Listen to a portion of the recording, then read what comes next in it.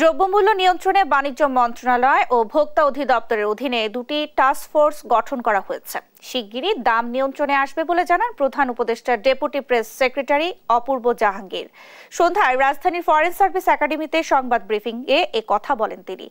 10 সদস্যের টাস্ক ফোর্সে থাকবে 2 জন শিক্ষার্থী প্রতিনিধি।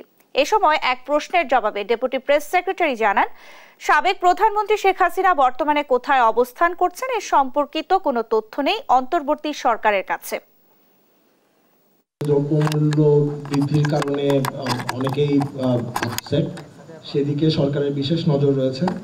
4.5 কোটি ডিম আমদানি করার জন্য 7টি প্রতিষ্ঠানকে অনুমতি দেওয়া হয়েছে। এছাড়া বাণিজ্য মন্ত্রণালয় ও জাতীয় ভোক্তা অধিদপ্তর বাজার মনিটরিং করছেন, অনিয়ম হলে জরিমানা দেওয়া হচ্ছে।